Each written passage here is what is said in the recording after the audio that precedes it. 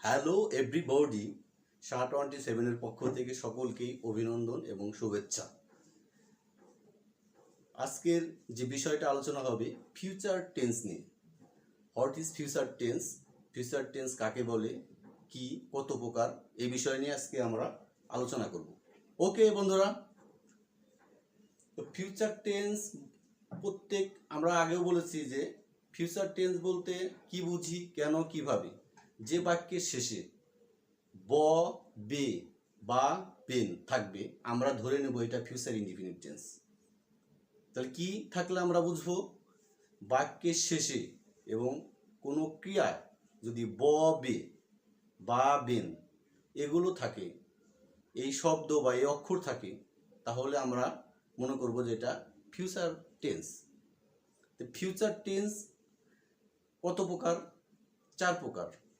Future indefinite tense, future indefinite tense, future continuous tense, future perfect tense, future perfect continuous tense. তো তাহলে আমরা প্রথমে বলব future indefinite tense. প্রত্যেক বাক্যের প্রথমে কি থাকে? সাবজেক্ট।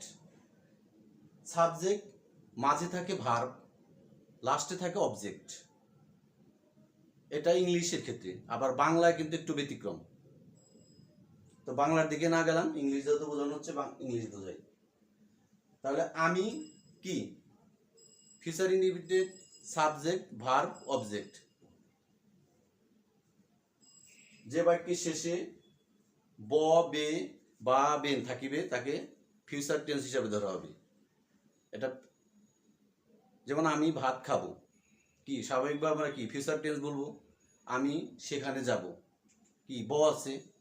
আমি নদীতে যাব, আমি সাঁতার কাটবো, আমি ফুটবল খেলবো, আমি হসপিটালে যাব, আমি কক্সবাজারে যাব। তাহলে ফিউচার টেন্স, যেহেতু ব আছে, ফিউচার টেন্স এটাকে ধরতে হবে। তো এই টেন্সের আবার পার্থক্য আছে, ভাগ আছে। ফিউচার ইনডিফিনিট টেন্স, যেমন আমি ফুটবল খেলবো, আই শ্যাল প্লে ফুটবল। এটা কি?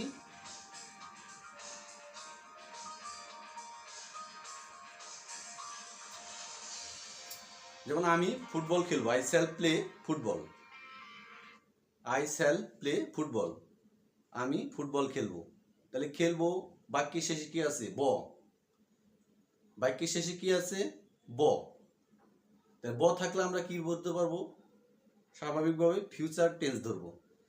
আর যদি এটা দেখা যায় I shall play, I shall play football, তাহলে কি হবে? Future indefinite tense. আর যদি দেখা যায় যে আমি I shall playing a football, আমি ফুটবল খেলতে থাকবো, আই শ্যাল প্লেইং ফুটবল, আমি ফুটবল খেলতে থাকবো। তাহলে ফিউচার কন্টিনিউয়াস টেন্স। তাহলে কি বললাম? Future indefinite tense, future continuous tense, future perfect tense, future perfect continuous tense. Future perfect হচ্ছে সাবজেক্টের শেষে shall have oblique will have এবং ভার্বের শেষে যদি 3 নং রূপ থাকে, তাহলে কি বলবো? Future perfect tense. Shall have will have থাকলেই future perfect tense. Shall have will have থাকলেই future perfect tense. I shall have playing a football, আমি I shall have play football. Shall have will have কি মূল ভার্বের 3 নং রূপ, তাহলে I shall have play 3 নং রূপ কি হবে? Played football. ভার্বের 3 নং রূপ এবং শ্যাল হ্যাভ উইল হ্যাভ এগুলো থাকলে সাবজেক্টের শেষে এবং ভার্বের 3 নং রূপ থাকলে, 3 নং রূপ বলতে কি? Present, past, past participle. পাস্ট পার্টিসিপলটাকে আমরা 3 নং রূপ বলি, প্রেজেন্টটাকে 1 নং রূপ বলি, পাস্টটাকে 2 নং রূপ বলি। কেউ B3ও বলে, কেউ B3 বলে, বা কেউ সংক্ষেপে 2 নং রূপ বলে বা 3 নং রূপ বলে। B3 PP পাস্ট পার্টিসিপল একটা বললেই হবে, একটা বললেই হবে। আর যে এখান থেকে বুঝতে পারছেন না বা বোঝার আরো আগ্রহ হচ্ছে সে লাইক শেয়ার কমেন্টস করে জানাবেন। কমেন্টস না করলে কিন্তু আমি বুঝতে পারবো না। কমেন্টসটা খুব প্রয়োজন। কমেন্টস করলে আমি ভালোভাবে বুঝতে পারবো, তাছাড়া বুঝতে পারবো না। তাহলে তাহলে ফিউচার ইনডিফিনিট টেন্সে কি আছে বললাম? Subject plus shall oblique will plus মূল ভার্বের কি 1 নং রূপ অবলিক প্রেজেন্ট রূপ, আই শ্যাল প্লে ফুটবল। আর ফিউচার কন্টিনিউয়াস টেন্সে subject plus shall oblique will plus মূল ভার্বের শেষে কি থাকবে? আইএনজি যুক্ত থাকবে।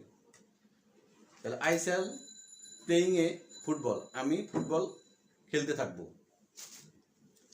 আর ফিউচার পারফেক্ট টেন্সে কি হবে? Subject plus shall have oblique will have মূল ভার্বের কি 3 নং রূপ। তাহলে I shall have play football, আমি ফুটবল কি খেলতে থাকবো। আর ওটা হলে ফুটবল খেলে থাকবো। আর ফিউচার পারফেক্ট কন্টিনিউয়াস টেন্সে বলতে বলবেন যে বাক্যের মধ্যে দেখবেন সময় উল্লেখ করা আছে, সেটা future perfect indefinite, future perfect continuous হোক, পাস্ট পারফেক্ট কন্টিনিউয়াস হোক, প্রেজেন্ট পারফেক্ট কন্টিনিউয়াস টেন্স হোক, এই তিনটা বাক্যের মধ্যে যেটার মধ্যে দেখবেন সময় উল্লেখ করা আছে সেগুলো সবই পারফেক্ট কন্টিনিউয়াস। সেটা ফিউচার পারফেক্ট হতে পারে, অতীত নিয়ে থাকলে পাস্ট থাকতে পারে, বর্তমান নিয়ে থাকলে প্রেজেন্ট থাকতে পারে। যেমন আমি 3 ঘন্টা যাবৎ ফুটবল খেলতে থাকবো, তাহলে I shall have been playing a football for 3 hours. তাহলে ফর থাকলে কি কি জায়গা? ফর, সিন্স, ফ্রম এগুলো থাকলে পারফেক্ট কন্টিনিউয়াস টেন্স হবে। সেটা ফিউচার পারফেক্ট কন্টিনিউয়াস হবে যদি ব থাকে, ব, বে, বা, বেন।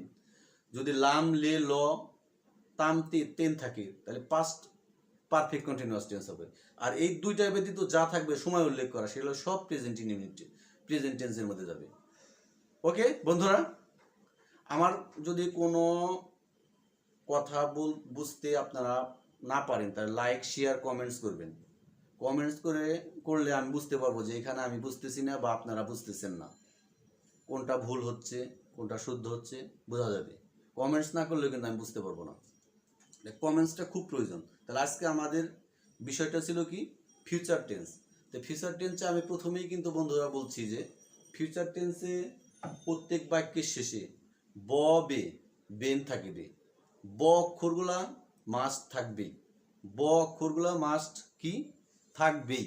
যেমন আমি ফুটবল খেলবো, আমি ফুটবল খেলবো, তাহলে খেলবো ব আছে। বাংলা বাক্যের শেষের অক্ষরটা ব থাকতেই হবে, ব থাকতেই হবে। ব ব্যতীত ফিউচার টেন্স কল্পনা করা যাবে না, ব থাকতেই হবে। যেমন আমি ফুটবল খেলবো, I shall play football. Future indefinite tense continuous হবে subject plus shall oblique will মূল ভার্বের শেষে আইএনজি যুক্ত হবে। শ্যাল বি অথবা উইল বি ভার্বে ING. Shall be will be মূল ভার্বের শেষে আইএনজি যোগ। I shall be playing a football, আমি ফুটবল খেলতে থাকবো।